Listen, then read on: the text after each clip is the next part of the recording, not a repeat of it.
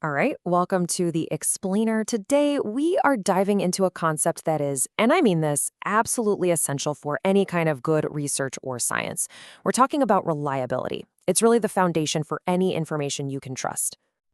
It all boils down to a pretty simple question, but it's one that every single researcher has to ask themselves. Can I actually trust the measurements I'm taking? Are my tools even working right? Because think about it. If your tools are off, then any conclusion you come to is basically worthless. It's just like trying to build a perfectly straight shelf with a ruler that's bent. It's never going to work, and your results just can't be trusted. So, how do we deal with this whole broken ruler problem? Well, the answer is a concept called reliability. You can think of it as the science of keeping things consistent. When you strip it all down, reliability is just about one thing: consistency. It's asking, hey, if I measure the same thing under the same conditions over and over again, am I going to get the same result? If the answer is a solid yes, then you've got yourself a reliable tool. Let's make this super simple. Think about your bathroom scale. You step on, it says 150 pounds. You step off, take a breath, step back on, it says 150 again. Okay, that scale is reliable. But what if it says 150, then 142, then 165? Well, that scale is completely unreliable, and any data you get from it is total junk. Now, to make sure their measurements are solid, researchers don't just cross their fingers and hope for the best. They've got a whole toolkit of methods. And today, we're going to open that toolkit and look at the 4 biggest tools they use to check for reliability. First up, we've got the most straightforward tool in the box. This one answers a really basic question: does my measurement actually hold up over time? And this is what we call test-retest reliability.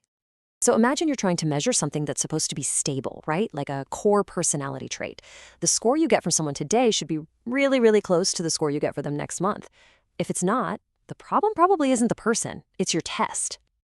And the way they do this is super simple. You give a test to a group, then you wait a bit, maybe a few weeks. Then you give the exact same test to the exact same group. And if that test is reliable, their scores should be pretty much the same. Okay, let's grab our next tool. This one also builds on this idea of consistency, but with a twist. This time, we're not looking at consistency over weeks or months, but consistency inside of a single test. So this answers a really important question. Let's say I have a survey with 10 questions about job satisfaction. Are all 10 of those questions really measuring job satisfaction? Or is one of them accidentally measuring how much someone hates their commute? In other words, are all the questions pulling in the same direction? One pretty clever way to check this is called the split half method. You literally just split the test in two. You'd compare the scores from the odd-numbered questions, 1 3 5, to the even-numbered ones. If the test is consistent, a person who scores high on the odds should score high on the evens too.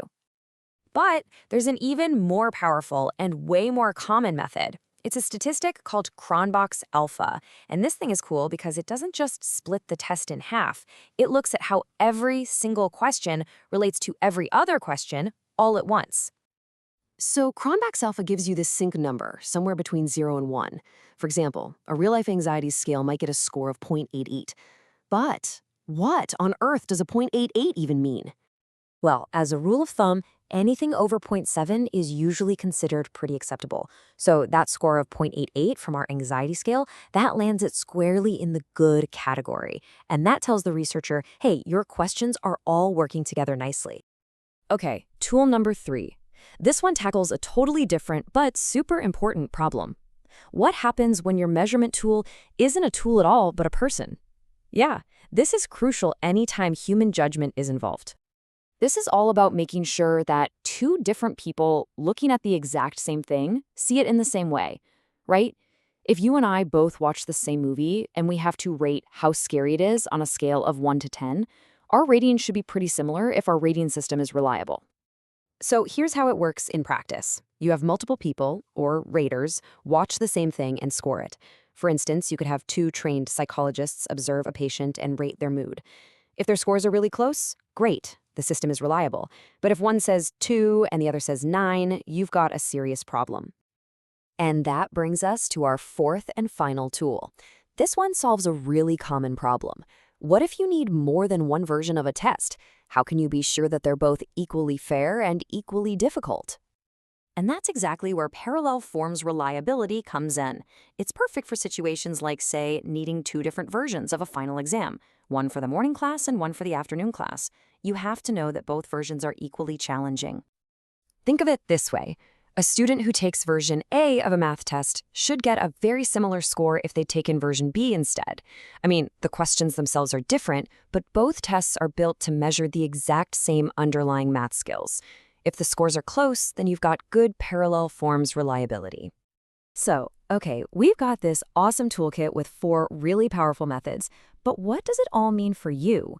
You know, as someone who reads the news or follows science or just tries to figure out what's what in the world? Well, when it comes right down to it, it's all about trust. Without reliability, research findings just crumble. It really is like trying to build a house with a tape measure that gives you a different number every single time.